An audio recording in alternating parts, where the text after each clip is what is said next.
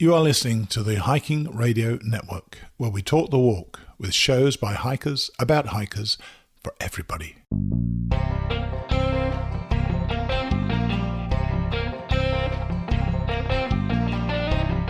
This is the Hammock Hangers Podcast, where we hang out and talk about everything from hammocks and hammock camping to the group hangs from around the country.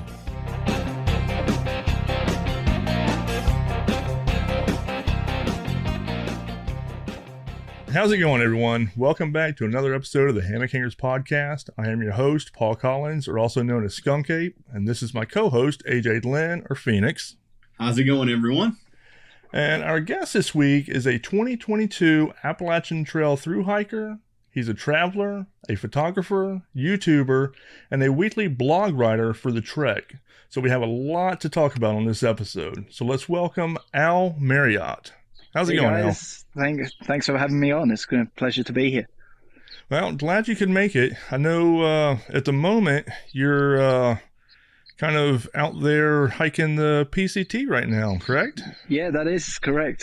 Trying to get into town, and it was quite hard coordinating being in the right place where I had internet access to speak to you guys. But fortunately, you were very patient and willing to work with me, so I really do appreciate that. Thank you.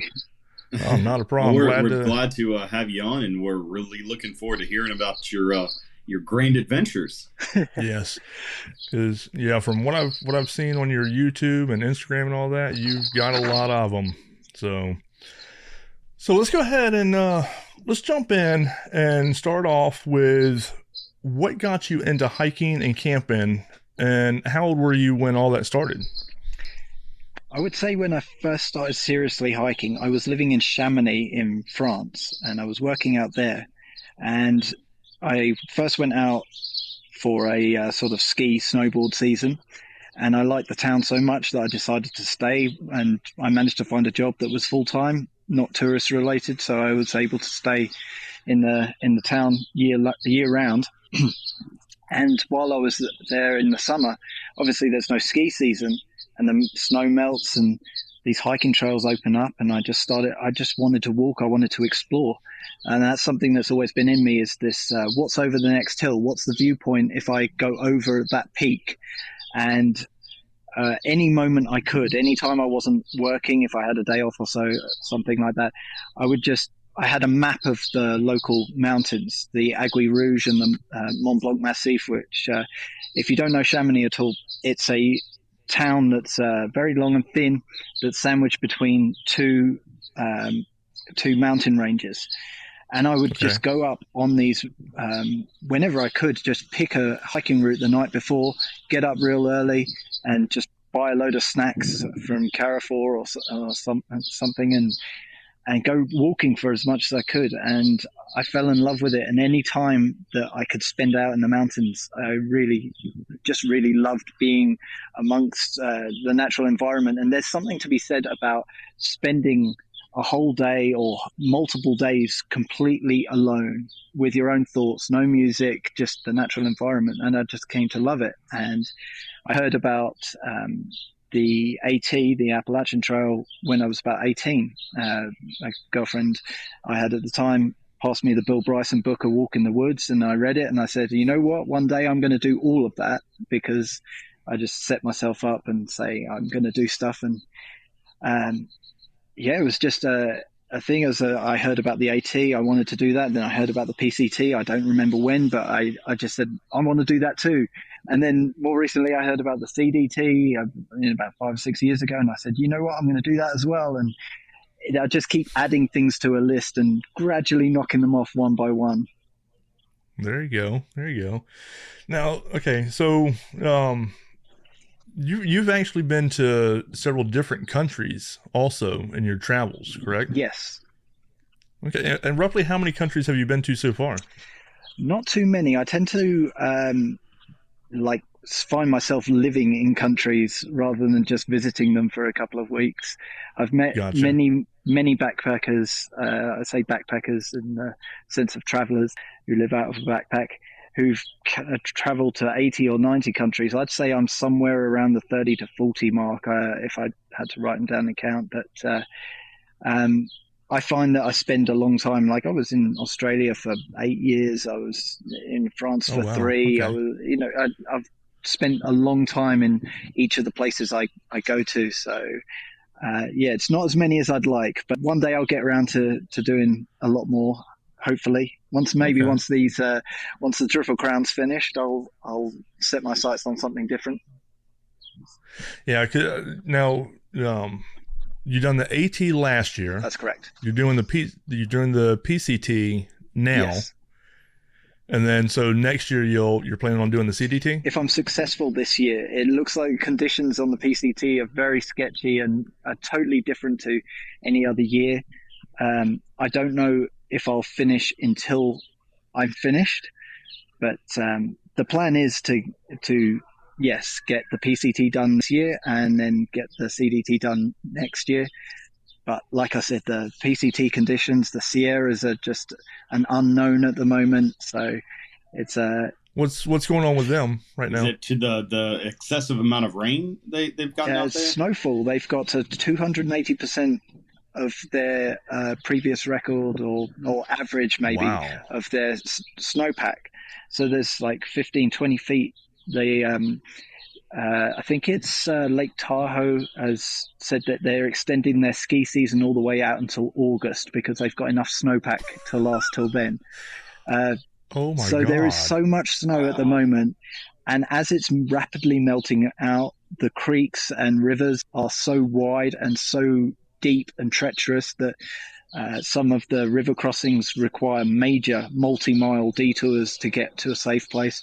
There's one place where a very sturdy bridge, had so much snowfall on it over winter. It's in Kings Canyon, Kings Canyon National Park. The bridge collapsed under the weight of snow and has now been washed away, which requires, again, a major multi-day detour to get around it. And that bridge isn't being rebuilt. So we don't know. There haven't been people who have ventured to certain parts of the PCT yet to see what's happened and what the damage is like and what the conditions are like.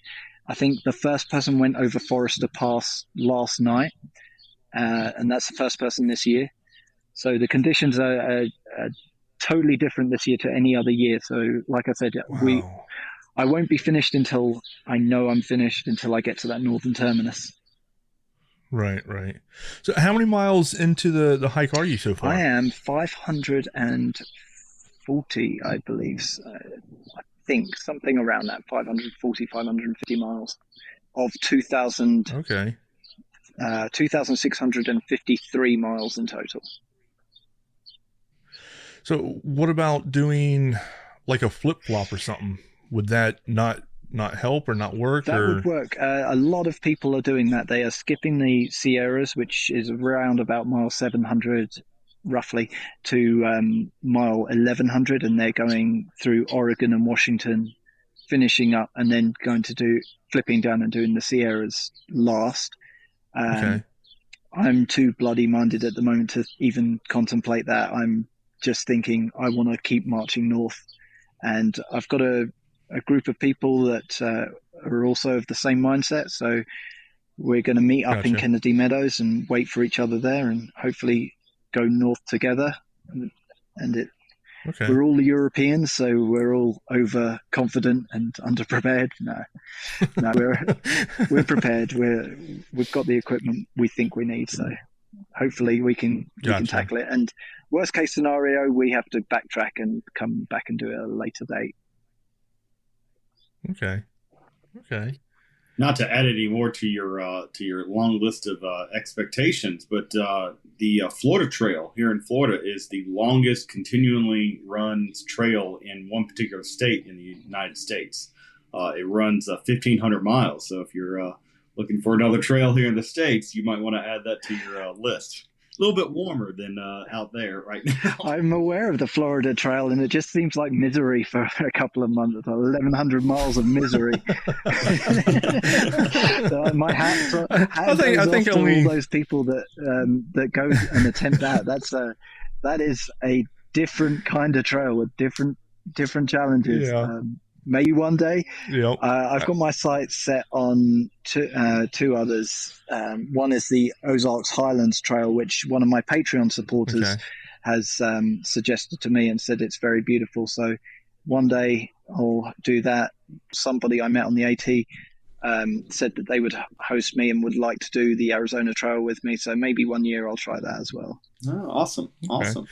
Well, I mean, I live here in Florida, born and raised here in Florida, and the Florida Trail is one of the last trails that I'm actually going to do as well as a through hike. I do go out on it a lot in sections, but I mean, once you've seen one section, you've pretty much beaten the entire. Well, I don't know, because you got the southern section, which you're in waist deep swamp for days on end, and that's the part that I really don't, care too much about. But maybe one day, who knows? So you got nothing else going on. You just feel like walking 1,100 miles through swamps and alligators, and sugar sand, and and pythons, and there you go. It'll be a real safari. So now you done the Appalachian Trail with a hammock the whole way, correct? Correct. Yes. Okay. Now, was that your first time using a hammock, or had you used a hammock prior to doing that hike? I've been in a fair few gardens and yards that had hammocks, so I was pretty experienced.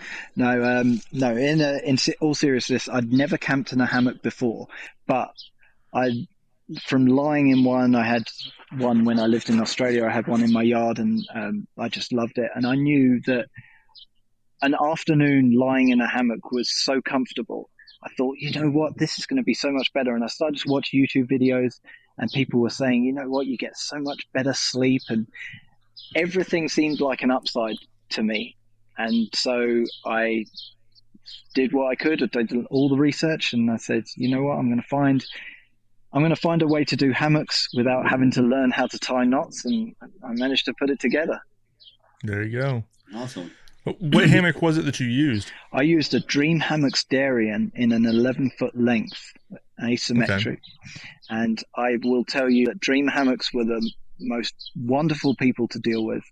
I frequently wax lyrical about how great they were in every single step of the buying process, answering every single newbie question, and being very patient with me all the way through to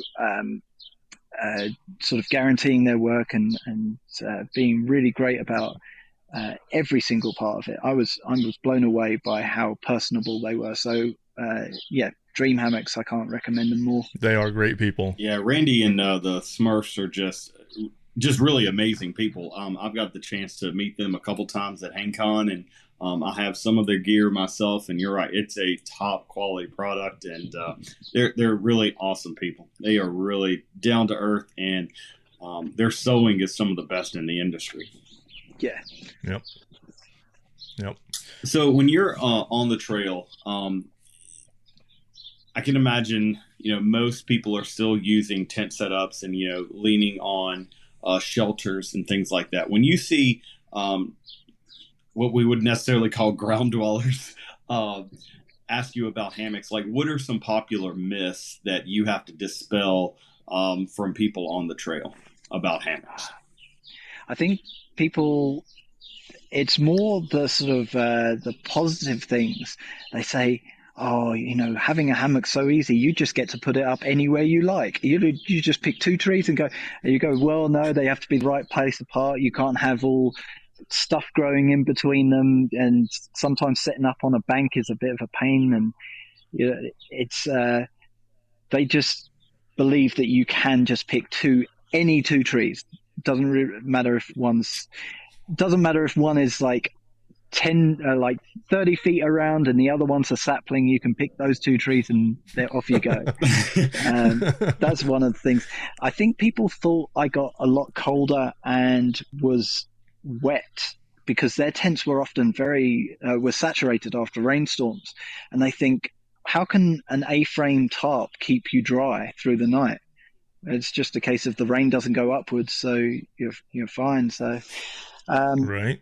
But a lot of people ask me about the weight and space. And for me, I was using a an underquilt, a top quilt, the hammock straps, everything. So I found that the weight was more than a tent setup, and I found that the amount of space in my pack was more than a tent setup. But would I do the AT in a tent setup? I would hike that trail 10 more times and use a hammock every single time. The sleep quality that I got in a hammock compared to using a tent here on the PCT is just not comparable. I slept like a baby in a hammock. I have not got a single good night's sleep in a tent thus far, and I've been out here for about 6 weeks. Not 6 weeks, about 5 weeks now. Gotcha. Yeah, I used a hammock the whole way on the AT whenever I done my hike in 2012, and I won't go back to a tent. I mean, I guess if whenever I do get around to being able to do the PCT, I'm gonna have to figure something out, because I know that there's a lot of places out there on the PCT that you cannot use a hammock and you have to use a tent. Correct? Yeah, that's correct. So if the first 700 miles is called the desert section, so you've got basically it's not entirely desert, it's not just sand dunes, but there aren't very many places where you have mature trees that you can hang from. Then when you leave there, you go into the Sierras for another 400 and something miles, and that's all above tree line. You're at 12,000 feet in some, and 13,000 feet in some places. So there are no trees at all to hang from, and you're in snow. Okay. I think I've met 2 people who plan to have their hammocks shipped to them after the Sierras are over, so that they can use their hammock through Oregon and Washington. So I think that might be an option for yourself. For myself, being international, I can't really trust my hammock being sent internationally by people back home, and them to have dug out everything they need. Maybe if I was a bit more prepared, I could have put it all in a box, but I wasn't. Yeah, for sure. If you ever get around to doing the PCT, do the tents as you need to, and then when you come up into Oregon and Washington, get someone to send you your hammock setup and go from there. I want to say over this past summer, Todd Farnham, and I hope I'm not butchering his last name too much, but he's one of the owners of Tensa Outdoors, who do the different stands. And I'm not too sure exactly how far of the trail or where he started, but he did most of the trail in the hammock using the trekking trees that they do. So it's basically like a hammock stand that also doubles as your trekking poles. And so he was able to do that. That must have been incredible. I'm very jealous of him. One of the things that he does incredibly well, other than make amazing gear, he's an amazing photographer. And he's taken some really, really cool, different perspective pictures with his hammock in the stand. It was really cool to follow him this summer while he was making his hike. When you're out on the trail, one of the things that I guess a lot of people, kind of worry about as far as going and taking a hammock, where sometimes you might not have optimal hanging positions or hanging locations. So what are some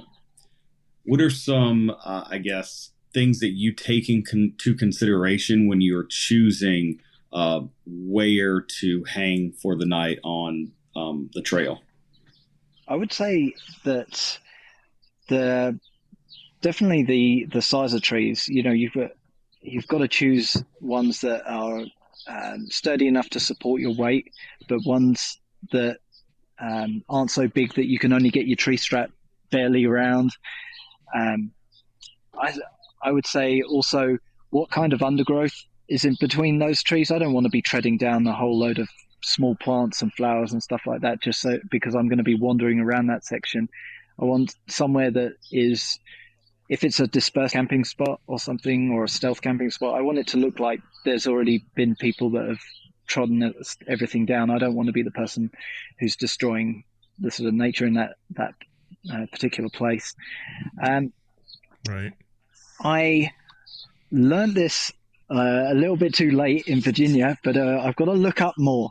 So there's a little story, if you don't mind me going on a tangent here, where one night we were heading out. It was a particularly stormy week, lots of thunderstorms and a lot of rain, and the whole place was flooded. This is on the AT in Virginia, by the way, sorry. And one night we're walking through the rain. One day we're walking through the rain. We get to this shelter, and the shelter's completely full, so we have to move on. And there's another couple of dispersed camping spots nearby. We go to them, they're full. We walk down the trail, and eventually we find a place we can pull off, and the three of us can camp. I spot two trees, which are the only two trees that look far enough apart and have all the conditions right there to set up the hammock. So I set up the hammock. It's completely dark. I have a brief look up with my head torch. I don't see any widow makers, and during the night I'm asleep, and one of the tree branches that happened to be rotten that I didn't look at, I just saw it wasn't a widow maker. I didn't look at it in too much detail. It snapped off, completely dead wood in the wind, and fell down and smashed my hammock onto the ground. It hit me across my ribs and diagonally up across my collarbone. And I had a hammock gear Dyneema winter tarp, and I'd set that thing up so rigid that when it hit the top of the tarp took almost all of the impact. So when it hit me, it was much softer than it would be if it just hit me full on.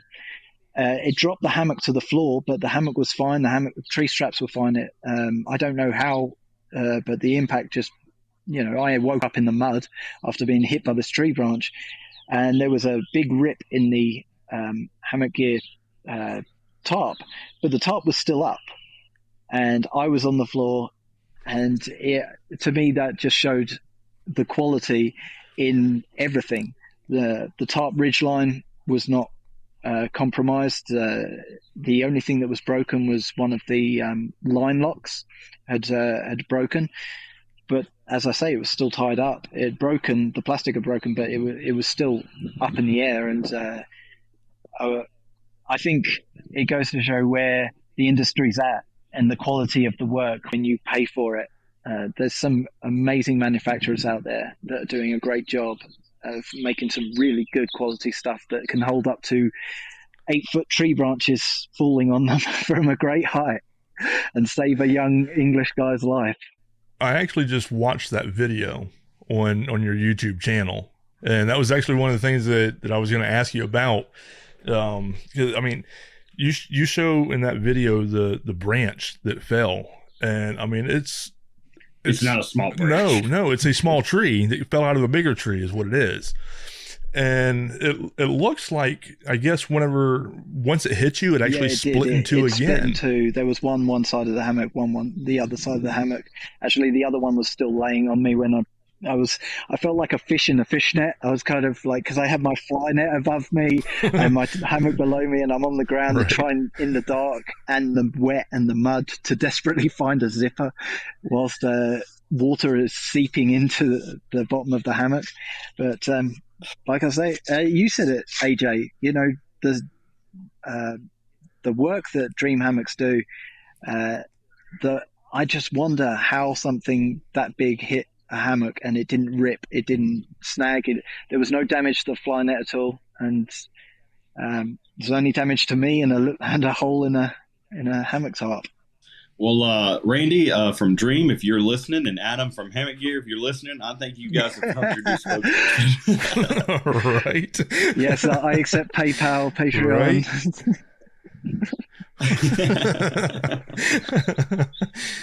Right. That's funny. And something else that I thought was neat about that story whenever I was watching the video was the fact that the other two that you were hiking with, your trail family, instead of staying at the shelter, decided to keep going with you. Because, I mean, had they not kept going, that would have happened with you by yourself. And I know, you had said that you hollered out and they come running and, help, make sure you was okay and get the branch off of you and all that stuff. So I could see that being a pretty scary night.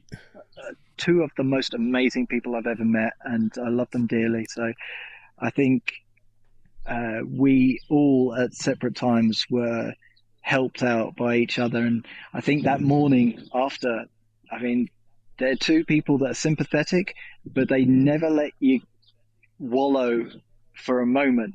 So there I was, sort of grumbling and whatever, and I'm wet and I'm cold and I'm muddy and it's not even 5 a.m, blah, blah, blah.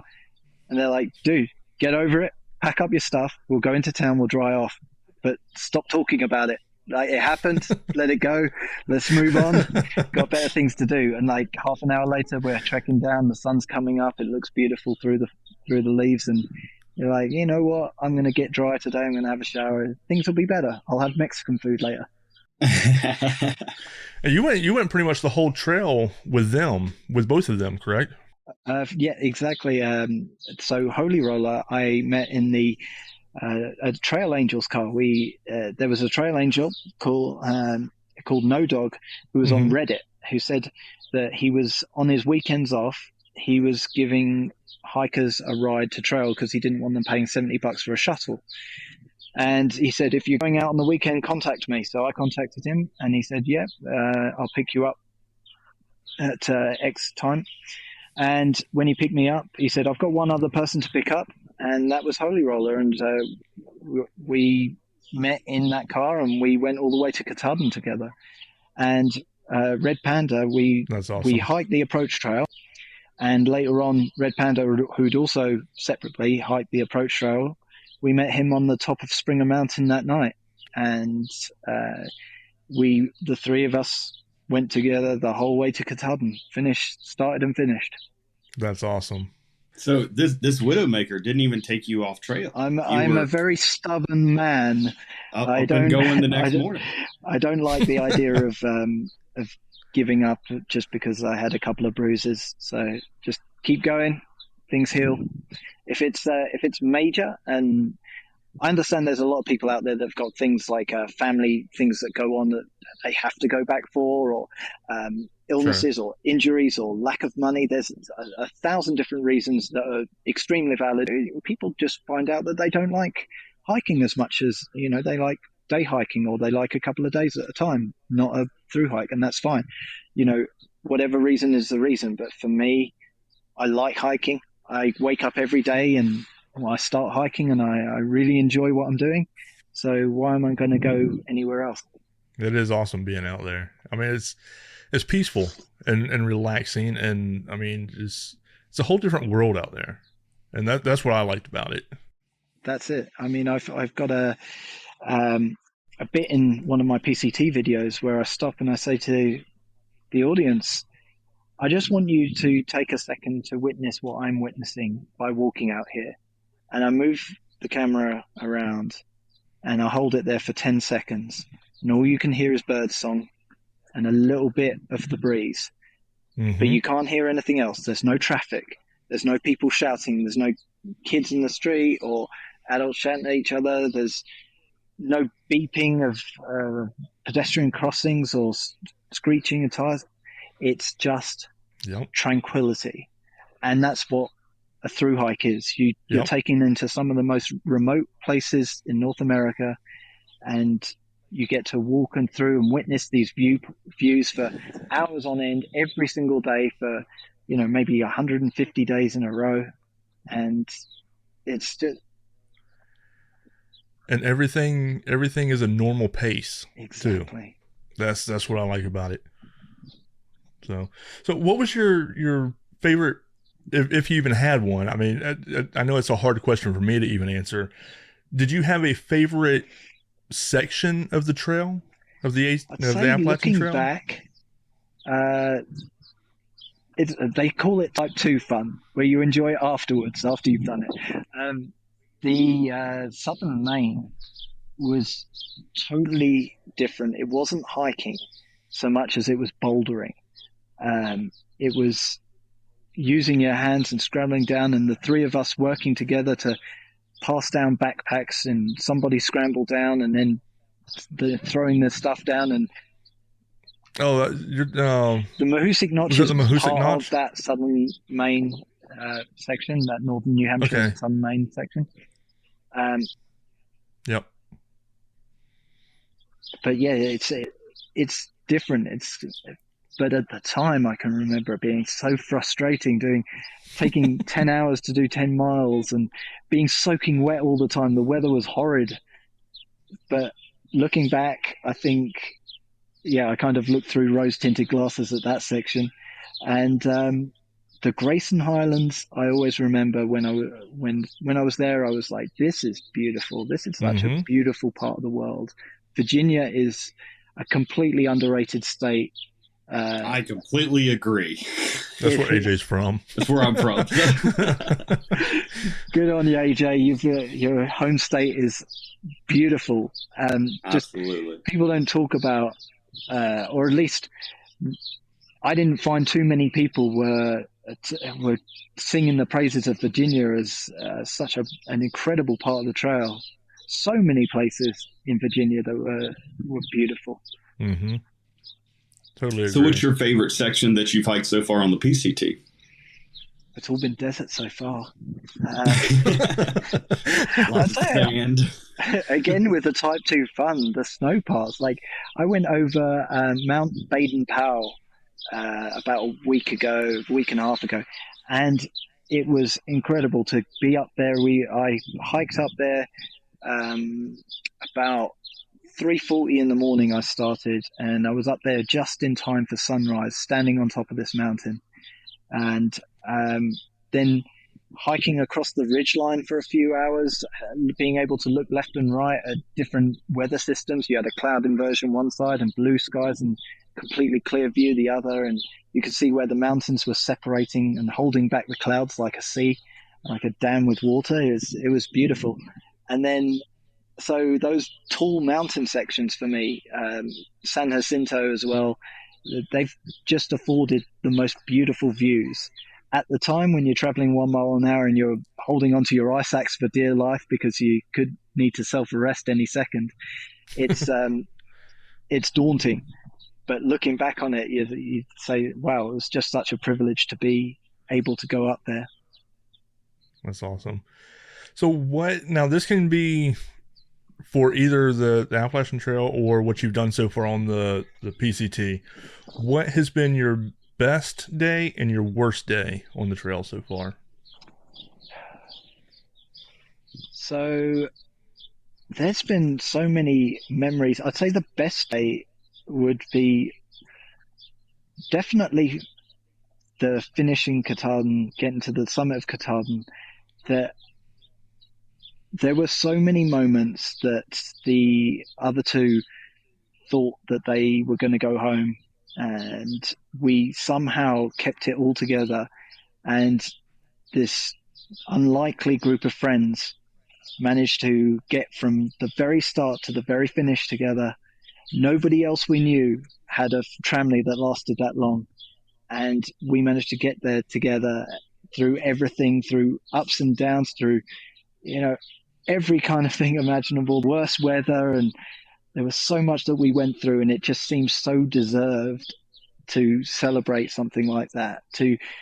Sometimes you feel like a little bit guilty, maybe celebrating something you don't feel like you earned it, but that was in that moment.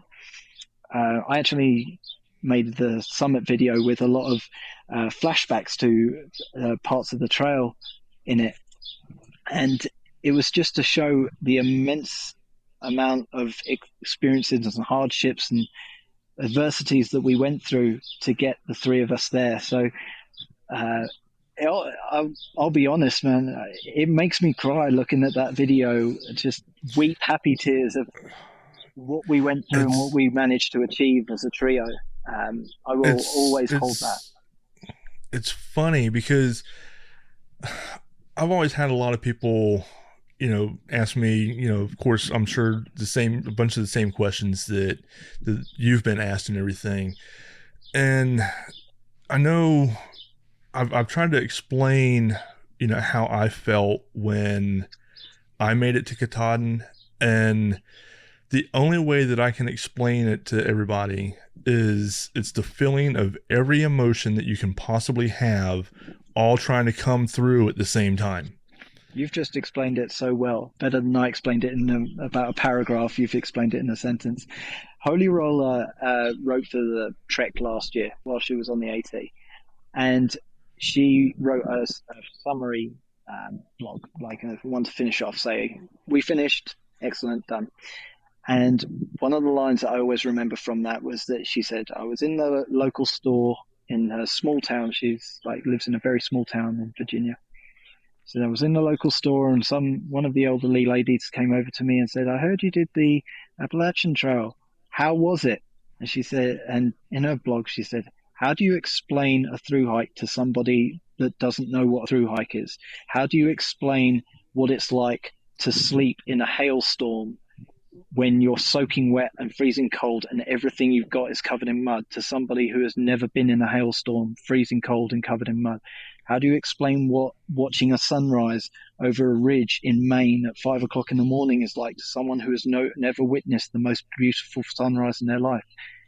It's hard to explain stuff to people who've never experienced it. And the two of you have experienced it, and a lot of the listeners will know what it's like. But to explain what a thru hike is and the whole gambit of emotions that you go through over 6 months. In 6 months of your life, you pick any 6 months of your life, you've been sick, you've been depressed, you've been happy, you've been elated, you've been through hardships, you've had easy days, you've had rest days, you've had all of these things happen to you in any 6 months of your life, and now go and do that without anything other than a backpack full of the things you need to survive. And it's putting all of those things on the most extreme thing that it can be. It's just something that you cannot explain to somebody. It's impossible for somebody to understand that emotion. It is. It's very hard to try and explain it. And I mean, I've tried several times, and just like, it's been 11 years since I've been. Well, I'm not going to say since I've been on the AT, because I have been on little sections, but it's been 11 years since my thru hike. And I mean, even watching videos of other people, going out onto the trail and seeing their pictures and all that stuff, year after year, I actually get emotional with it. And the easiest way that I can explain it, because I mean, even though it's been, like I said, 11 years, I still have that post-trail depression. And the easiest way that I can explain it is it's the feel of homesickness whenever I see, other people out there, because to me, being out on the trail is like home, so. Do you feel that since you did do the majority of the trail, or the entire length of the trail, with kind of 3 individuals, very close-knit, do you think that enriched your summit than if you had just, met people along the way, but then summited as a solo group? That's a great question, and you're bang on the money there. It made everything much more, it enriched it, to use your phrase. Yeah, it did. It made everything better. If I'd have been up there alone and it had just been one person accomplishing it, it more would have been a feeling of like, I'm proud of myself and I'm relieved that nothing bad happened that took me off trail.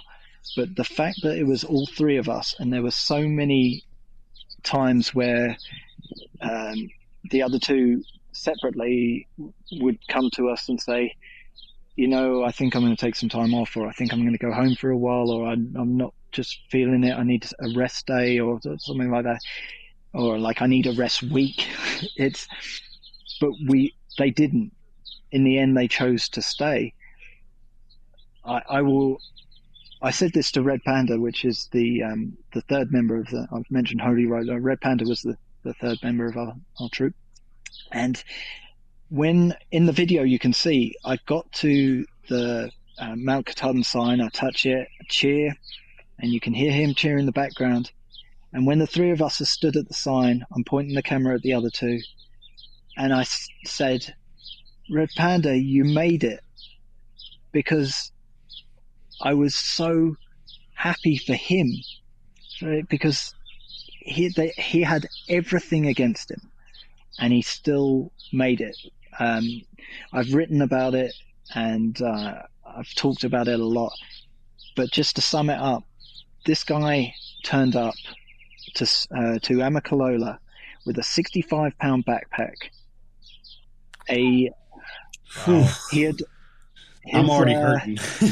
His longest hike at that point had been a 5-mile hike. He'd never slept outside before. He had a Walmart framed fishing tent because that was the cheapest tent, or that was the most expensive tent that he could afford. So he had this Walmart fishing tent. He had the Gregory backpack. He had cotton clothes that he refused to change out. He was still wearing cotton all the way through. And this guy turned up to prove a point, in a way, because he'd been counted out his whole life. He had everything going against him, and he said, you know what, I'm going to do this. Because his grandmother, who he loves, and she's a very big supporter of him, she loves the AT, and that's how he heard about it. And she was going on about, these are the best hikers in the world, and he said, you know what, I'm going to go and prove something to my grandma. I'm not a waster. Don't count me out. I'm going to do something with my life. And I'm not going to give up until I do. And he went out there with less than $200 worth of stuff. And he got to Neil Gap 4 days later, and they did a shakedown on him. They pulled 27 pounds out of his backpack.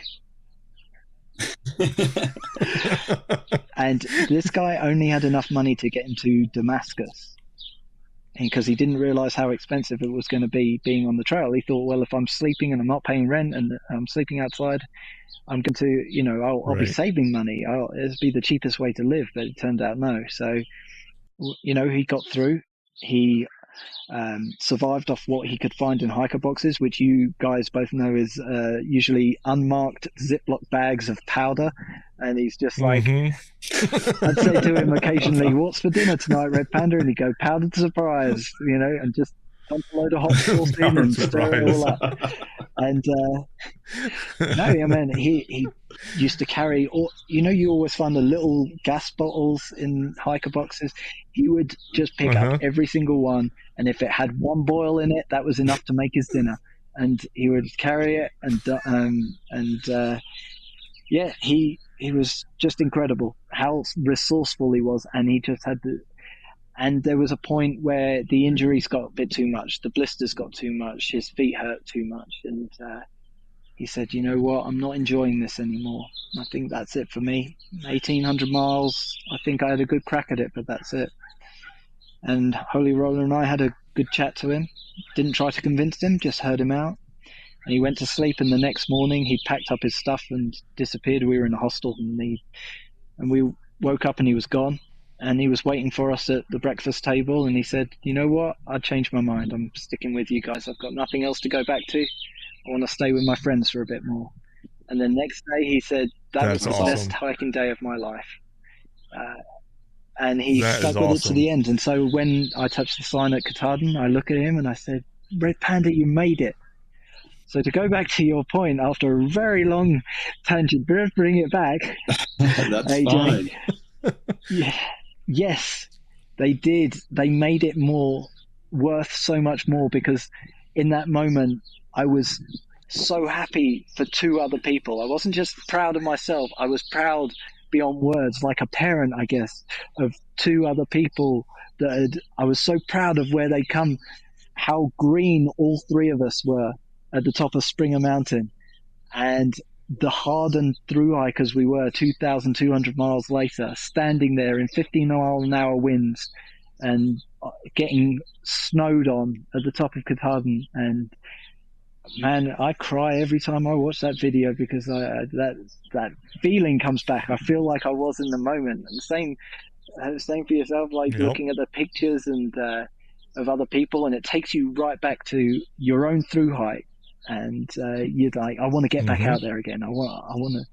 And then you must feel like one of the OGs watching these people do it and it's 11 years later or 12 years later, and you're going, yeah, man, I did this, when you guys were not even in high school. I did this so long ago. I'm one of the OGs. I did this.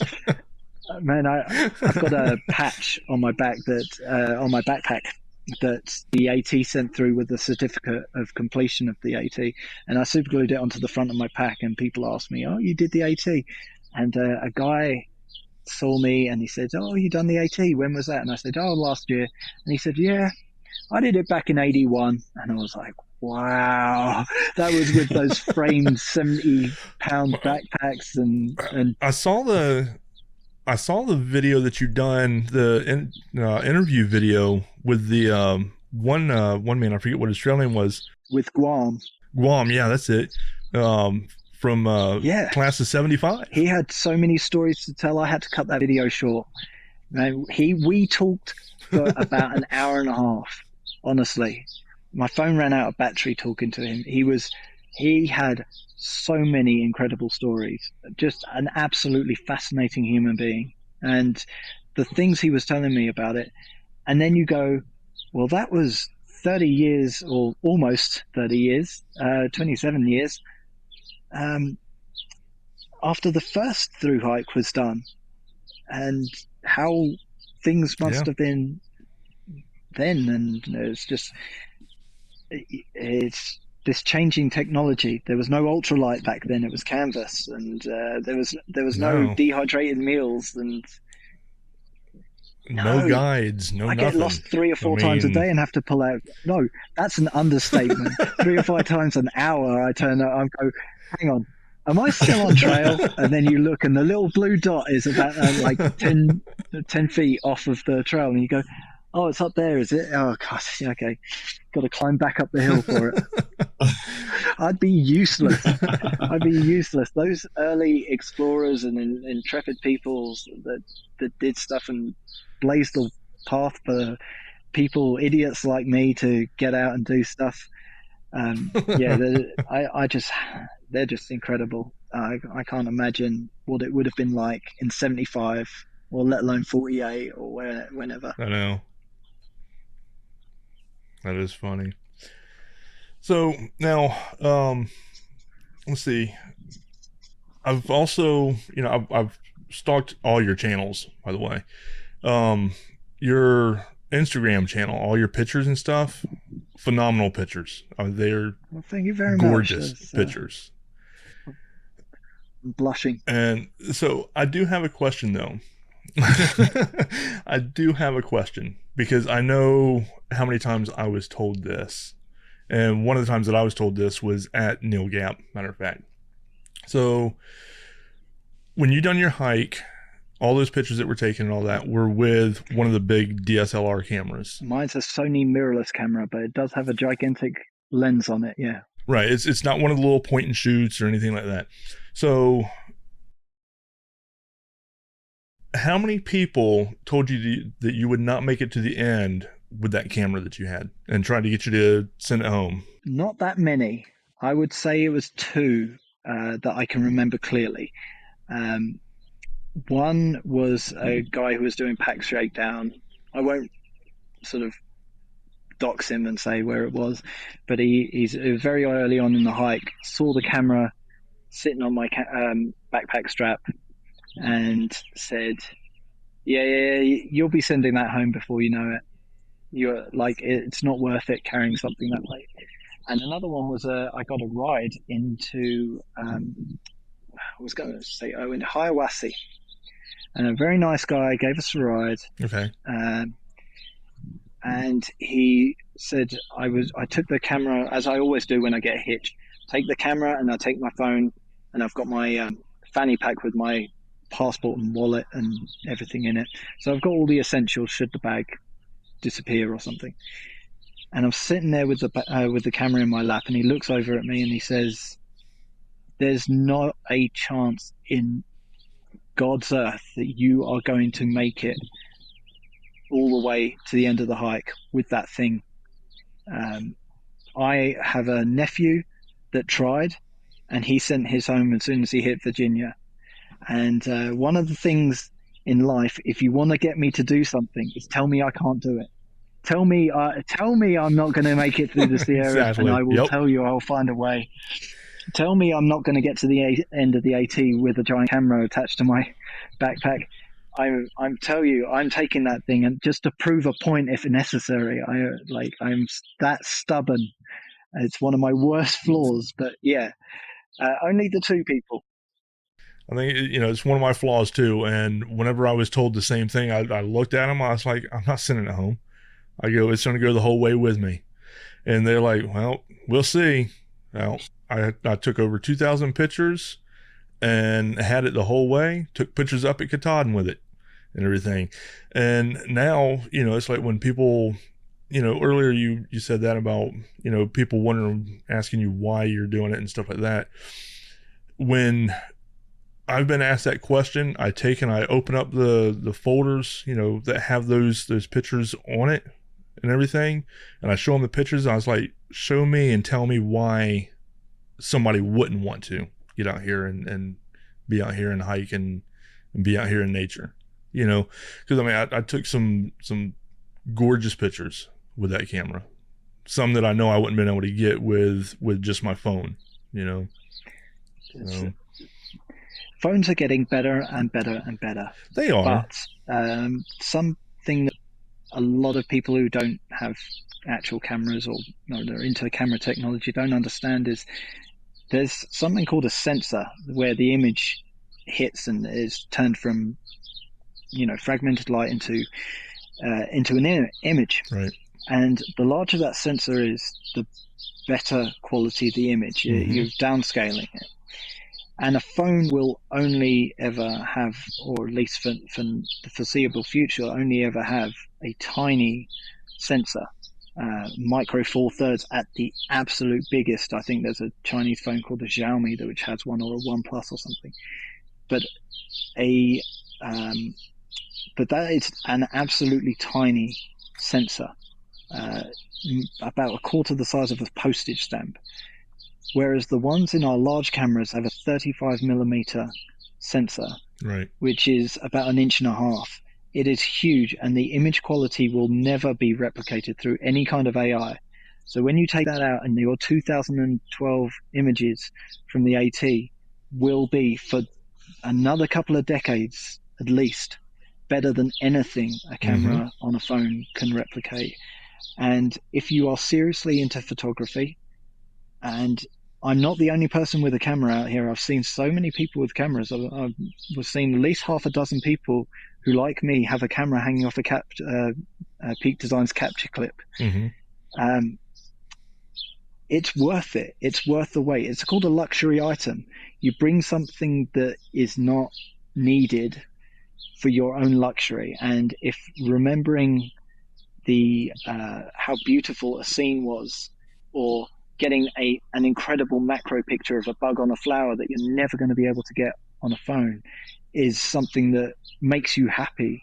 You're out here for 6 months. Make yourself happy. Take 2,000 pictures that you'll look back on for a lifetime, and you will never feel the weight of that camera.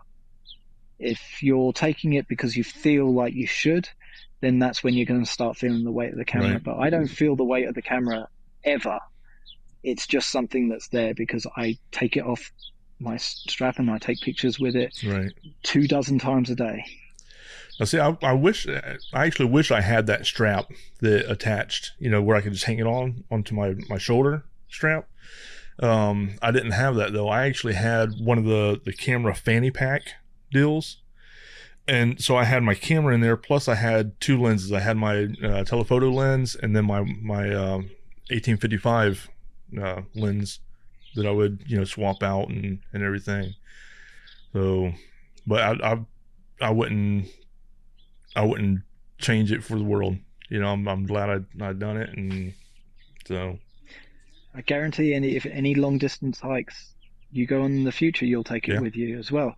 And I'm sure that you've taken it on almost every, if not every, hike that you've been on since then as well. Yep. It's never something that you regret taking if you're seriously into photography. Yeah. I loved it. So, another question I have for you. is your meals that you would resupply and stuff like that, because you're vegan, correct? That is correct. Okay, I thought I from a lot of the videos and stuff like that. That's what I figured. So being vegan, does that make it harder for your resupplies and everything? I would say in a way, yes, it does make it harder, but it also makes it easier. Personally, I'm not someone who gets bored of my meals. I don't mind eating the same thing if it's not I'm not saying the exact same meal every day, but I'm saying the same selection of meals throughout a week or a resupply period. So in a way, it makes it harder because sometimes those things aren't available, and your only option is a gas station. You walk in and the only vegan thing they've got is Planters peanuts, and you go, well, I guess it's a really long hitch to somewhere else. For me, I've learned to stock up. So I carry a lot more food because I'm carrying it a longer distance, because I know that the next Food Lion or Dollar General or Walmart, somewhere where I know I can get a good resupply, is a lot further than the next gas station that's in 2 days' time. Gotcha. How it makes it easier is I know exactly what I can and can't eat. I've read the ingredients labels to everything that I want to eat, and I know what I can and can't. So when I go in to resupply, it's like, okay, I need this and this and this and this and this, and that's me checked out, done. Whereas other people are like, oh, do I want pepperoni, or do I want butter crisp flavor, or what am I going to get? And so for me, I have a shopping list. I know that I've got to get 4 days resupply. I'm going to get a pack of pasta and an all meal.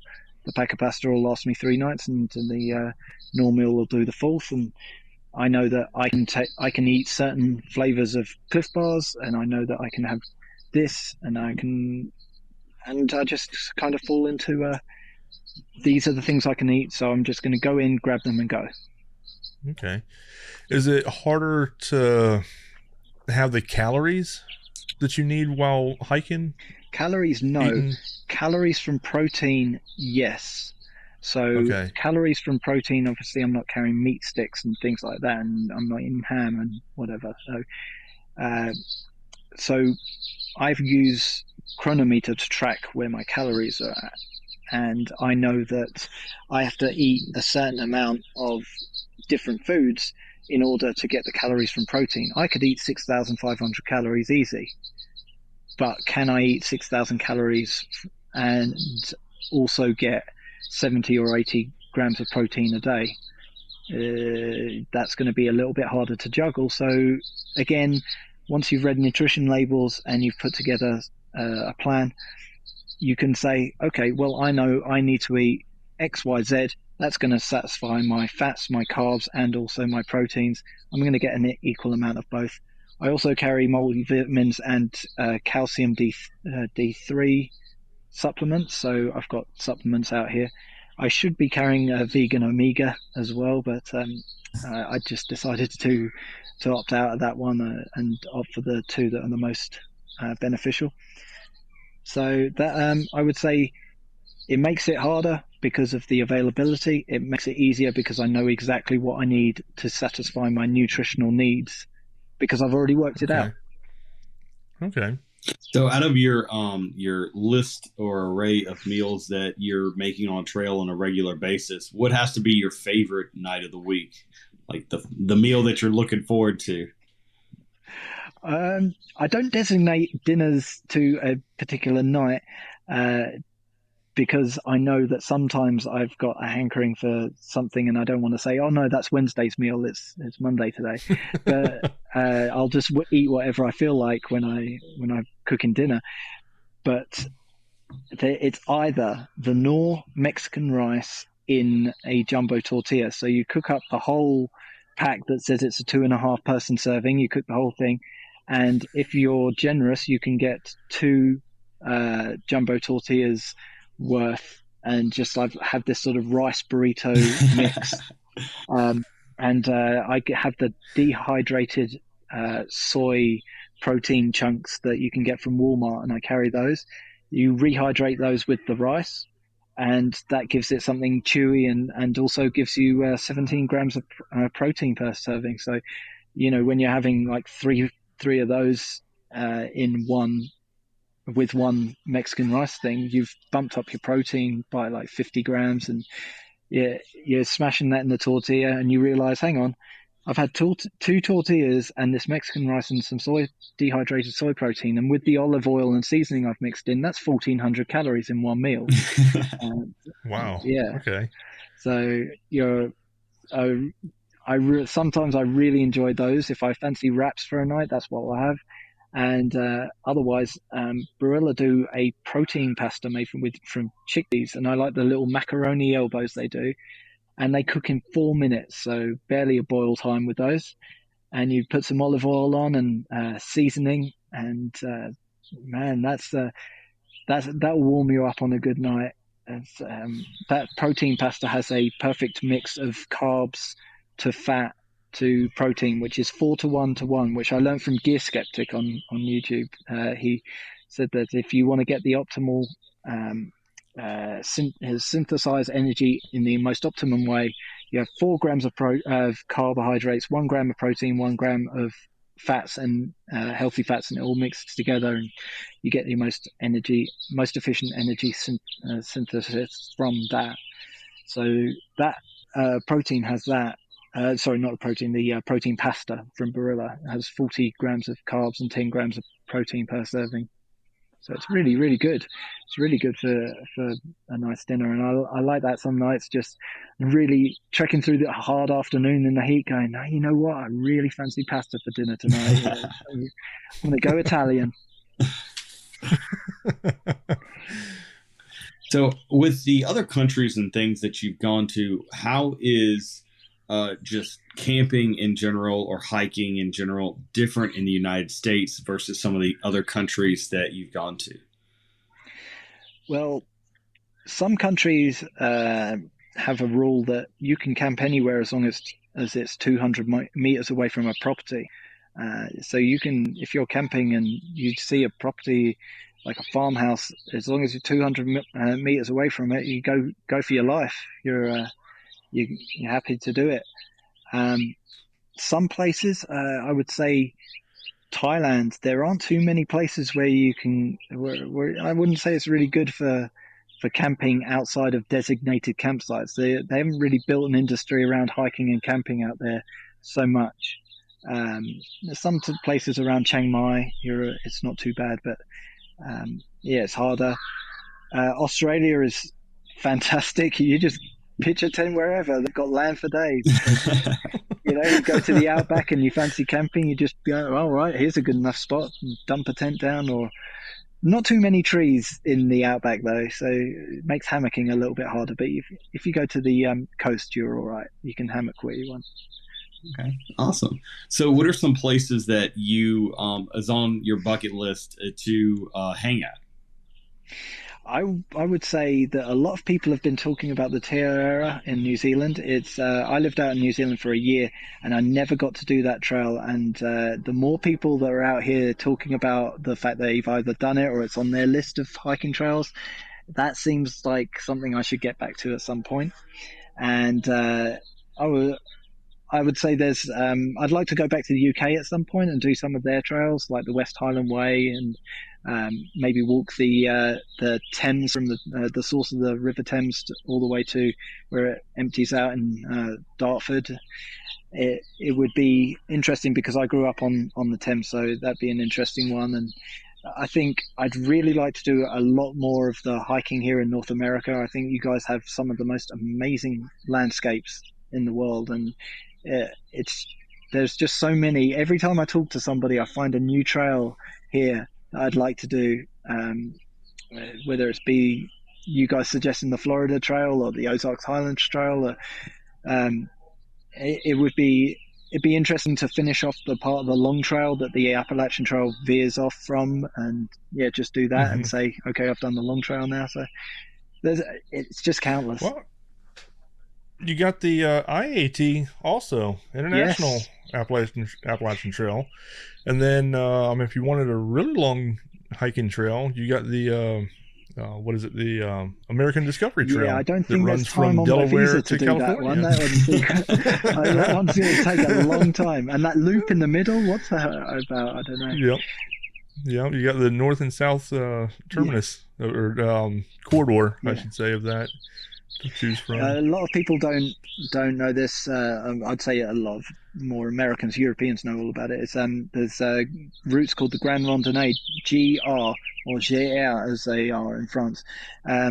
They are a network, I believe, of close to 50 long distance hiking trails, which are just a spider's web all over Europe, going through every single country in the European continent, from Scandinavia through UK to the most southern part of Spain all the way to Slovenia. They are all over the place.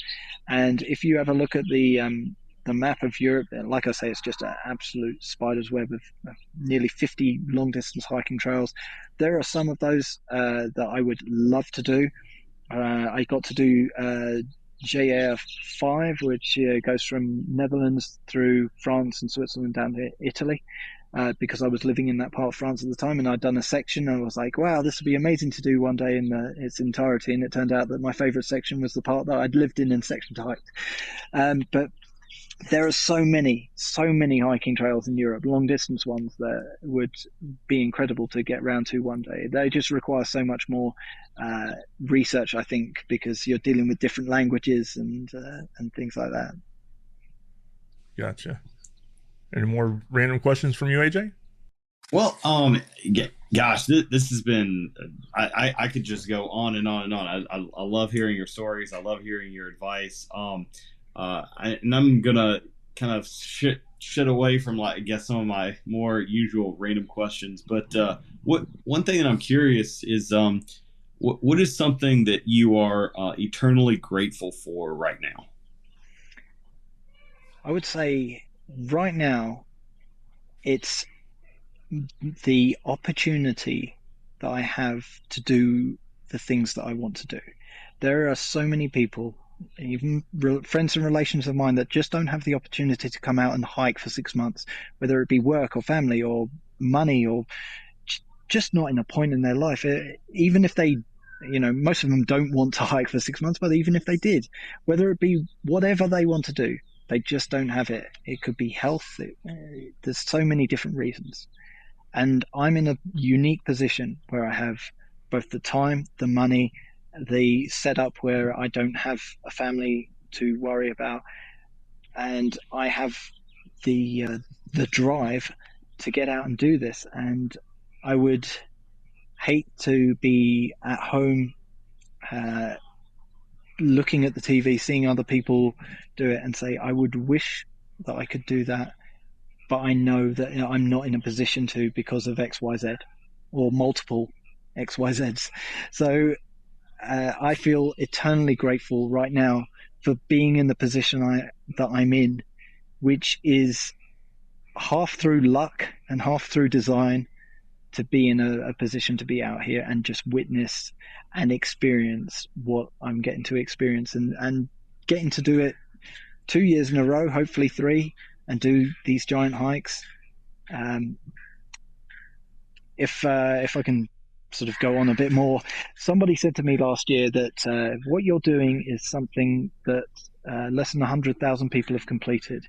There less than 1% of Americans have heard of the Appalachian Trail. Of that 1% actually want to do it. Of that 1% that actually want to do it, there's 1% that actually do it. And of that 1% that actually do it, only 20% of them actually complete it. And when you sort of boil it down and say less than 100,000 people have completed that trail, it's like, in human history, and we've done it. It brings it home. And then you go, okay, I'm such a small number getting to do this twice in a row. There's not many people that do. So I feel supremely grateful for a position that I'm very lucky to be in. And it helps you keep yourself grounded, to know that this isn't just a given to be here. This is, like I say, half luck, half design, to be in a position like this. I'm very thankful for that, being healthy, being having the means to do it. Awesome. Well, I'll go ahead and I'll throw out some sideball questions here while I'm at it. He couldn't resist. I just couldn't resist.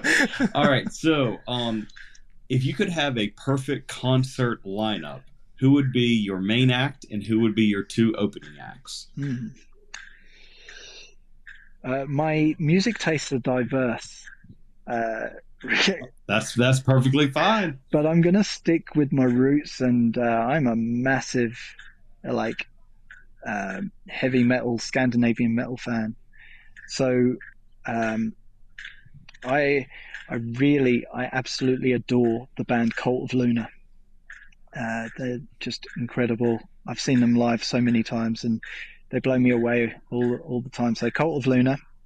I also, in a completely different genre, I like Bonobo, and just somebody who completely opened me up to whole new genres of music. And so Bonobo would be another one. And then the main one would be Opeth. I actually have a tattoo of that band's logo on my lower leg. So I'm extremely committed to them. They've been a major part of my life since my sort of mid-teens. So they would be my headliners. Gotcha. All right. Awesome. If you could have one superpower, what would that superpower be and why? The superpower, I think this is maybe a little bit out there, but it would be being able to, I don't know, maybe through touch or being able to read people's mind or something like that, just be able to, like, in less than a second, like, download all the knowledge somebody has. So if somebody knows how to play the piano or fix a car, or they're an expert in engineering or science or something, everything they have I can just download, because I just love learning. I love knowledge, and it'd be so incredible to just be able to just walk into a room full of people and sort of download all of that knowledge and go, right, now I know how to play the violin, and I know how to speak 5 different languages now, and that sort of thing. I just think that quest for knowledge and finding out more about the world, it just enthralls me, that idea of learning more. So I would love to learn more from people. Bill Nye, the science guy, had a quote. He said, every single person you meet will know something that you don't. And I think that's something that interests me, is just finding out everything I can from people. Gotcha. So, and Paul's all-time favorite, what is your favorite holiday movie and why? That's a hard one. I think when I was a kid, I really liked Nightmare Before Christmas, and Home Alone's always a classic. Gremlins, I think, is probably the best Christmas story ever told. Oh my goodness! So I was having a conversation. I've never even thought of that one. A few people, and I find it funny. I've never heard anyone say Gremlins, but Gremlins totally is a holiday movie. Yes, is a holiday movie. I mean, yeah.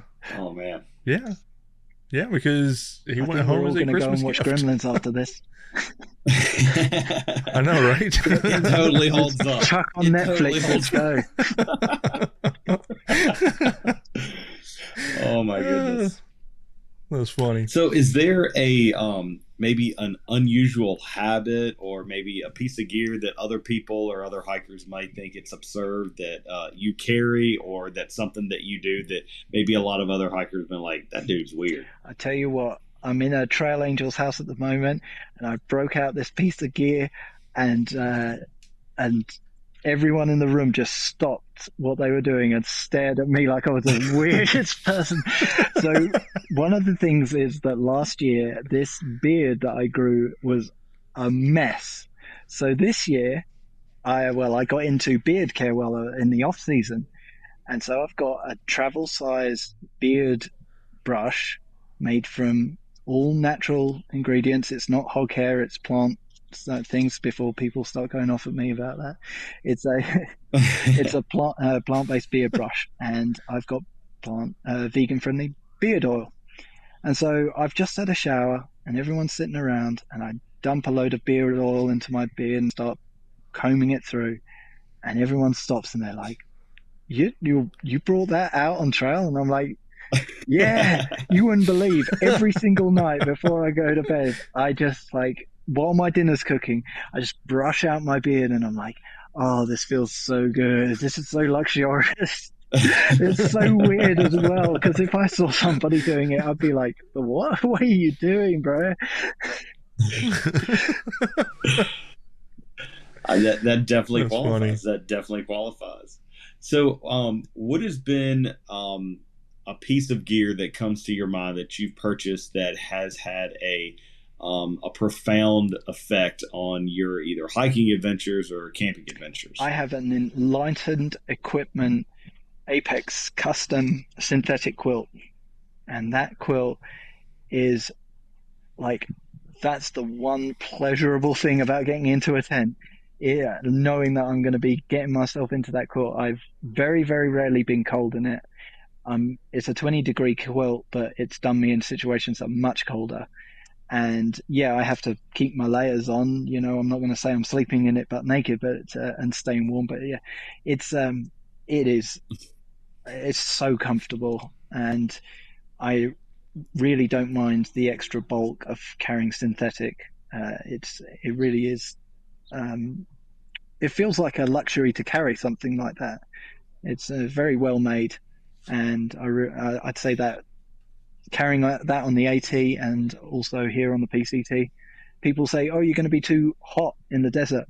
I wasn't too hot, not one single night. And then they say you're going to be too cold in the mountains. And well, I've camped in the mountains for several days and I've not felt cold. So yeah, I'd say that's the one that qualifies for that. Gotcha. Okay. All right. So we're getting ready to wrap it up because we're already almost an hour and 20 in. So I'm going to finish it off with a question that I finish every episode off with, and that is, what would 3 tips be that you would give to somebody that is new, just starting off into hammock camping? I would say that you need to practice with your hammock setup. Don't do what I did and get to Springer Mountain and go, well, this is the first time I've ever got this out of its thing. Let's see how it works. I've watched plenty of Randy's videos about how to put up a hammock, so I guess I just had to memorize that. It doesn't work. You need a time where you've put it up several times on several different trees at several different heights and angles and stuff like that to work out. I would say, yeah, definitely practice before you get out there. That's the one thing. No, the second thing I'd tell people is get an underquilt. Don't think that you're ever going to have a comfortable night's sleep without some form of insulation underneath you. If it's an underquilt or it's a sleeping pad, I would say just make sure that you put as much investment into your underquilt as you do your top quilt, because cheap does not do you well, and you need that quilt to keep you cozy. You will not regret it. So that would be the second thing. The third thing is that it is worth the extra bulk and the extra weight, because it's not much extra weight or extra bulk when you factor in sleeping pads and but it's a little bit extra. It's a little bit extra weight compared to a tent and whatever, especially these trekking pole tents. So don't be put off when comparing it to a tent, because the comfort of a hammock is incomparable. It's so good. You will sleep so well, you will heal better, your feet will feel better in the morning. So yeah, those would be my 3 tips. Okay. All right then. Well, I loved every single one of those. And so I'm going to be putting all your links in the show notes so everybody can go and, see your pictures, have your YouTube in there so everybody can go and watch all your videos. And I just want to thank you for taking the time, out of your hike to come on and chat with us for a while. And please come back on when you're done with your PCT. Yeah, that's what I was fixing to say. Whenever you finish the trail, I want you to send me a message so we can have you back on, so we can talk more about the PCT and, just a little bit of everything. I would absolutely love to. It's been such a pleasure to talk to you guys. and it's been such fun to be here. Thank you for having me on. Absolutely. I still feel like too much of a small creator to be on any podcast, so I really feel honored to be here with you guys and to be part of what you've got going on. It's such a great podcast, and it's great to be here. So thank you. Thank you. Really appreciate it. So, yeah, with that being said, everybody just make sure that you go and check out all of Al's social media pages to see all of his awesome pictures and the videos that he's, taken and made. All of his links will be in the show notes, so make sure you click, follow, subscribe, and share, all those links to show a little bit of love. And while you're following, clicking, subscribing, and sharing to his, don't forget to do the same with the Hammock Hangers podcast social media pages. And make sure to leave a review on whatever podcast platform you're listening to. And thanks for joining us again this week for this episode. And until next week, happy hanging, everyone.